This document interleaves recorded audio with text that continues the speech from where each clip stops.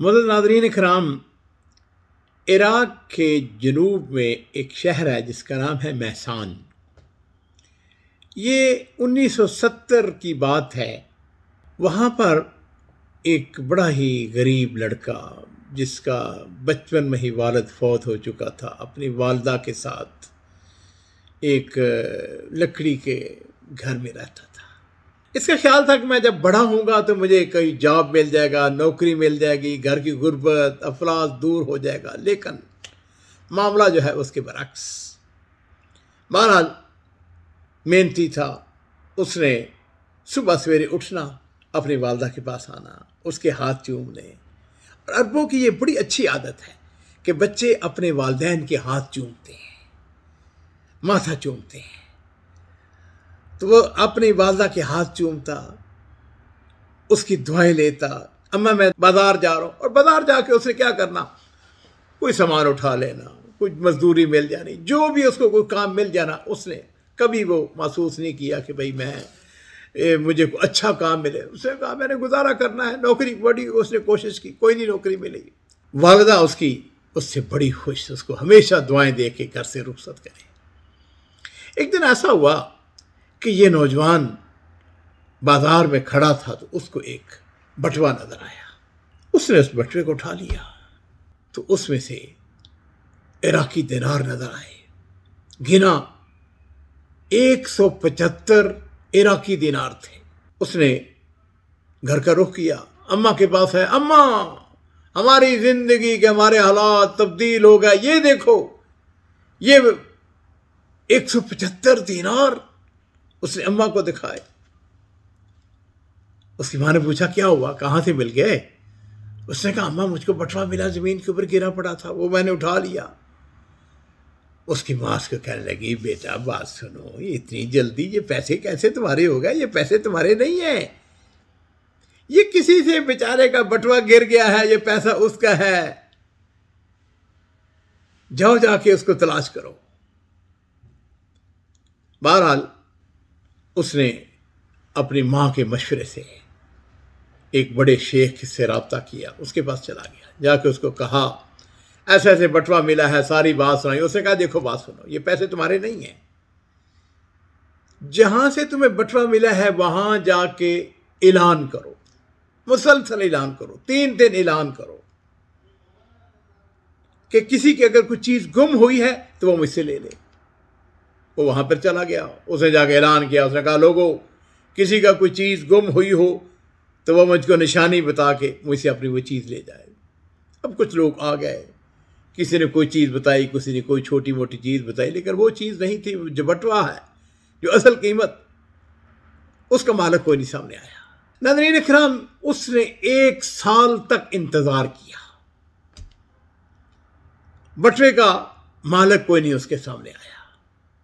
अब वो फिर शेख के पास चला गया। शेख ने कहा अब तुम्हारे लिए हलाल है। उसने क्या किया, उसने दोस्तों के मशवरे से उसने एक गाड़ी, पुरानी गाड़ी खरीद ली, उसको बतौर टैक्सी इस्तेमाल करना शुरू कर दिया। एक दिन शाम का वक्त तकरीबन, वो गाड़ी पे जा रहा था। 2 नौजवान खड़े थे सड़क के ऊपर। उन्होंने उसको हाथ रोका, हाथ दिया, गाड़ी को रोका। उन्होंने कहा कि फलां जगह हमने जाना है। उसने देखा कि उनके हाथों में फाड़वे हैं, ज़मीन खोदने वाले वो जो होती हैं चीज़ें, वो कस्सी वगैरह। खैर वो बैठ गए। उन्होंने कहा कि फलां जगह जाना है, और ये वो जगह थी जो कि आबादी से हटकर दूर थी। खैर वो टैक्सी ड्राइवर था, वो थोड़ी दूर आगे जाकर उन्होंने कहा टैक्सी रोको, यहाँ पे इंतज़ार करो, हम अभी आते हैं। वो थोड़ी देर के बाद जब वापस आए तो उनके साथ एक औरत थी। अब ऐसा किया कि उन्होंने उस औरत को दरमियान में बिठाया और दाएं और बाएं दोनों बैठ गए। वो कहता है कि मैं जब आगे चला तो मैंने देखा उस औरत सिसकियों की आवाज आ रही है। कहता है कि रात का वक्त, और उनके पास यानी जमीन खोदने की चीजें, और फिर उसके बाद एक नौजवान लड़की और उसकी सिसकियां। वो कहता है मैं टैक्सी आगे ले जा रहा था और मैं एक सिनेरियो, एक प्रोग्राम दिन में बनाता चला गया। मुझे अंदाज़ा हो गया कि ये लड़की को कत्ल करने जा रहे हैं। कहता है आगे जाके मैंने गाड़ी जो है इस तरीके से, ये गाड़ी जो है वो आहिस्ता आहिस्ता रुकनी शुरू हो गई, हत्ता कि गाड़ी रुक गई। कहता है मैं नीचे उतरा, मैंने बड़बड़ाते हुए कहा कि ये गाड़ी मैंने पुरानी ख़रीद ली थी, ख़राब हो गई है, पता नहीं, मैं इसको देखता हूँ। वो कहता है मैंने बोनट उठाया और उसको लगा चेक चुक करने लग गया, ऐसे वो कुछ मिनट मैंने गुजारे। कहता है उसके बाद मैंने बोनट नीचे फेंका और गाड़ी में आके मैंने उनसे कहा बात यह है कि गाड़ी जो है इसको धक्का लगाने की ज़रूरत है। उनका कोई बात नहीं है। वो दोनों नौजवान नीचे उतरे, उन्होंने गाड़ी को धक्का लगाना शुरू कर दिया। अब ऐसे गाड़ी सेल्फ मारी और सेल्फ मारा और उसके बाद गाड़ी स्टार्ट हो गई और गाड़ी वो भगा के ले गया। अब वो पीछे भागते चले आ रहे हैं, लेकिन ये बहरहाल गाड़ी थी। उस लड़की को बचाकर ये सीधा अपने घर ले आया। आके अपनी वालदा से कहने लगा अम्मा इसको मैंने मौत के मुंह से बचाया है, अब इसको तू गले लगा ले। मां ने उसको प्यार किया, उसको अपने घर में रख लिया। चंद दिन गुजरे, ये नौजवान उस लड़की के पास चला गया। मां भी उसके साथ थी। जाके कहने लगा अम्मा इससे पूछो कौन हो तुम, कहाँ की रहने वाली हो। उसने कहा कि मैं फलां इलाके का जो रईसे कबीला है उसकी बेटी हूँ। अब हालत ये है कि हमारे कबीले के अंदर हमारा बड़ा नाम है, मेरे वालिद की बड़ी शोहरत है अपने इलाके के अंदर। हमारी कुछ सहेलियाँ थीं, हमारा रोज़ का मामूल था कि हम एक मखसूस वक़्त पे पानी के चश्मा वहाँ से पानी लेके आती थी। उनमें कुछ मेरे साथ हसद करती थी, कुछ मेरे साथ मोहब्बत करती थी। मैं रईसे कबीला की बेटी हूँ, खूबसूरत भी थी। कहती है कि एक दिन ऐसे हुआ कि हम वापस आ रही थी पानी भर के कि एक अजनबी नौजवान रास्ते पे खड़ा था। उसने मुझसे रास्ता पूछ लिया। अब मैंने उसको रास्ता बताना शुरू कर दिया। कुछ 2 मिनट 3 मिनट लग गए होंगे, मैं उसको रास्ता बता रही हूँ कि फलां जगह जाओ, ऐसे ऐसे मुड़ते जाओ, करते जाओ, अपनी जगह पे पहुँच जाओगे।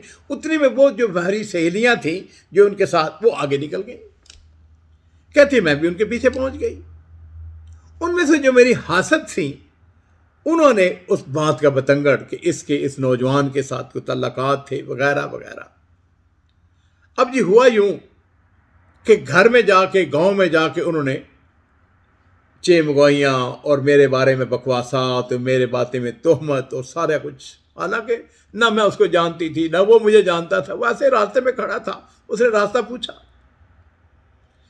वालिदैन ने मुंह फेर लिया। भाइयों ने प्रोग्राम बनाने शुरू कर दिए। लोगों ने जब बातें शुरू की तो उन्होंने कहा कि नहीं, इसका एक ही इलाज है, इसको कत्ल कर दिया जाए। उसने बताया, कहने लगी कि जिस दिन तूने मुझको बचाया अल्लाह तुम्हें लेके आया, अल्लाह मुझको बचाना चाहता था। उन भाइयों ने अपने साथ वो आलात लिए हुए थे और उनका प्रोग्राम यही था कि मुझको कत्ल करके ज़मीन के गड्ढे में दफन कर दें। उससे बात सुनने के बाद उसने कहा अच्छा ऐसा है कि मैं भी गैर शादीशुदा हूँ, मेरे घर में इस तरीके से एक अजनबी औरत का रहना ठीक नहीं है। मैं तुम्हें 3 दिन देता हूँ, तुम इस्तिखारा करो, सोचो, गौर व फिक्र करो, अगर तुम्हारा जी चाहे तो मेरे साथ शादी कर लो। उसने कहा ठीक है। 3 दिन के बाद उसने जाके पूछा, उसने कहा मैंने इस्तिखारा कर लिया, मैं मुवाफ़िक़ हूँ। लो जी, उनकी शादी हो गई। 5 साल गुजर गए। अल्लाह ताला ने इस दौरान उनको 2 बेटे दिए। हंसी खुशी बेहतरीन तरीके से घर उनका चल रहा है। एक दिन वो घर में दाखिल हुआ, देखा उसकी बीवी रो रही है।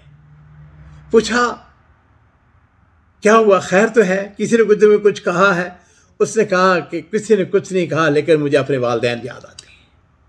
उसने कहा अच्छा ये बात है, मुझको बताओ तुम्हारा इलाका कौन सा था, तुम्हारा वालिद, उसका नाम। उसने जब सब कुछ बताया तो ये नौजवान जो टैक्सी ड्राइवर था वहाँ चला गया। वहाँ पहुँचा, रईस कबीला की मजलिस, माशाल्लाह लोग बैठे हुए, और ये अजनबी आदमी ये भी वहाँ पे चुपके से बैठ गया। उसने देखा कि वो नौजवान जो उस लड़की को लेके आए थे उसको कत्ल करने के लिए और वो टैक्सी में बैठे थे, वो वहाँ नौजवान खड़े अपने बाप के सर पर। वो शेख कबीला ने इसकी तरफ देखा, अजनबी आदमी था। उसने कहा हाँ भाई नौजवान, लगते हो तुम अजनबी हो, तुम्हारा कोई मसला है तुम्हारा। इसने हाथ खड़ा करके कहा, उसने हुजूर मैं अपनी जान की सलामती चाहता हूं, अमान चाहता हूं आपसे। उसने कहा तुम आमिन हो, जाओ जो तुम्हारा मसला है बयान करो, तुम्हें कुछ नहीं कहा जाएगा। नौजवान खड़ा हुआ, उसने कहा कि आज से 5 साल पहले की बात है, ये जो दोनों नौजवान थे अपनी बहन को कत्ल करने के लिए आए थे और मैं टैक्सी ड्राइवर था। उन नौजवानों ने इसकी तरफ गौर से देखा, पहचान गए वो। इसने कहा मैं आपको यह बताना चाहता हूं कि आपकी बेटी, उसका शर्फ, वो पाकीज़ा लड़की है, उसके अंदर कोई शर नहीं, कोई गुनाह नहीं, वो नेक है, वो पाक दामन है। मैंने उसके साथ शादी कर ली हुई है और अब वो चाहता हूं, मैं भी चाहता हूं, वो भी चाहती है कि अपने वालिद के पास आए। मैं आपको पूरी मजलिस के अंदर ये बताना चाहता हूं कि आपकी बेटी जो है वो पाक दामन है, उसका शर्फ, खानदानी औरत है। वो जो सरदार कबीला था वो खड़ा हो गया, उसने उसको नौजवान को अपने गले लगाया।